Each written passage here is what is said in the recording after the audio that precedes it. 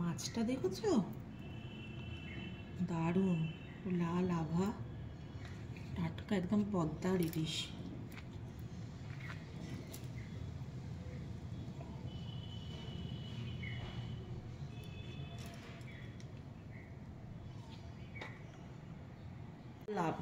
আভা একদম, এরকম মাছ খুব ভালো হয়। দেখি পেটটাও বেশ চওড়া। এটা 3 আঙুল 6 আঙুল, এই 7 আঙুল মতো, পেটটা বেশ চওড়া। মাছ কিনতে হবে এরকম দেখে। এই পাখনাটা কাঁচি দিয়ে একটু কেটে নিই আগে। এই যে কাঁচি দিয়ে বাদ দিয়ে দিলাম কেটে। করে নেব। এইরকম আমি একটা চামচ দিয়েছি, চামচ দিয়ে এখানটা আগে করে নেব, পরিষ্কার করে নেব। খুব ভালো ওঠে এরকম করে।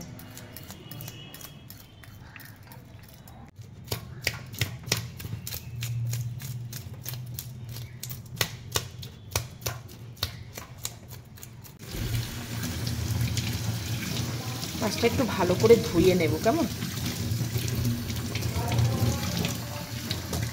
পরিষ্কার করে নিয়েছি, এবার মাছটা কাটবো।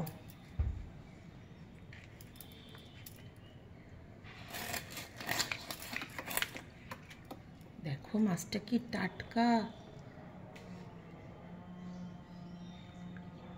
এই পিত্তিটা বার করে নেব এবার।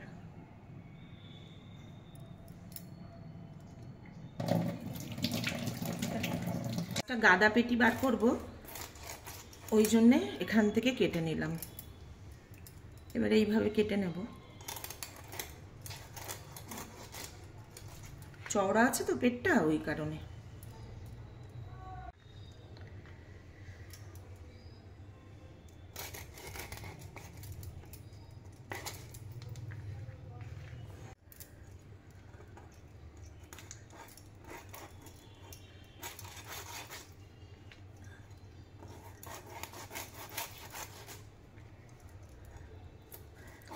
মাছটা টাটকা একদম সুন্দর।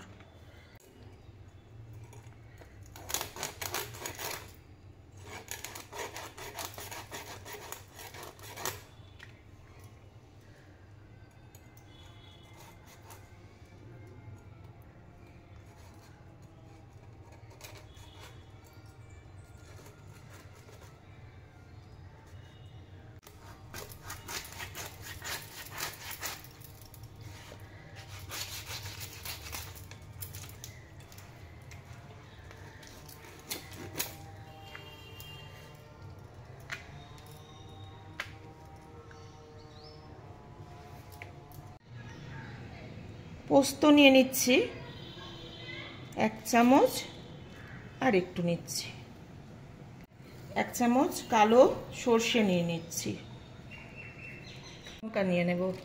এবার এটা ভালো করে বেটে নেব।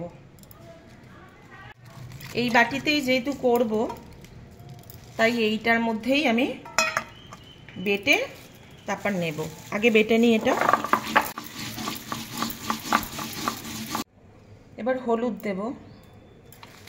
দেবো পরিমাণ মতো নুন, দেবো একটা টমেটো,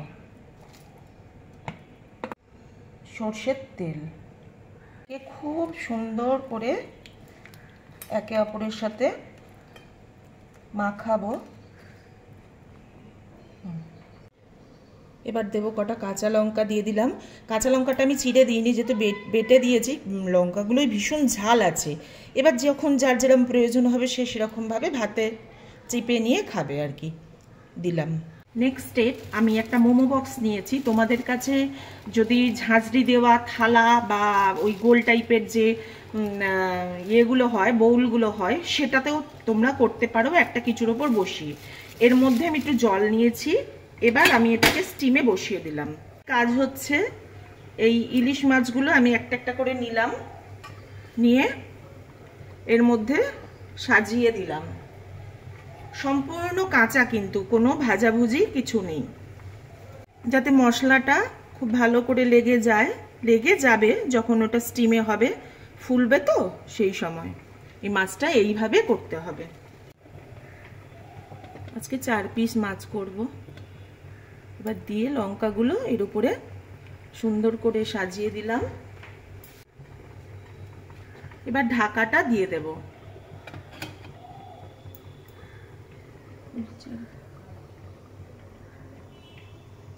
জলটা ফুটছে, আমি গ্যাসটা এই সময় সিমে করে দেব। 10 মিনিট এইভাবেই হবে। দেখো কি অপূর্ব দেখতে হয়েছে। দেখি একটা মাছ তুলে দেখাই। এই দেখো,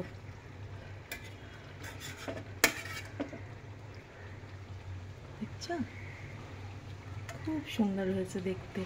এইভাবে করে নেবে। আমি গ্যাসটা অফ করে দিয়েছি।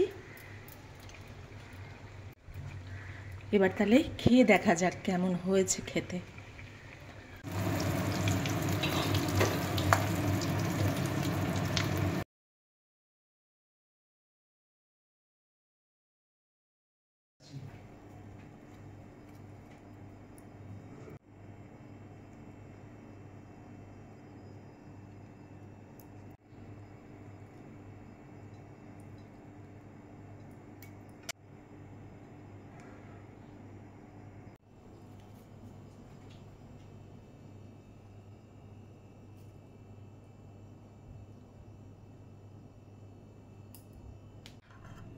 দেখি এবার মাছটা খেয়ে কি বলে।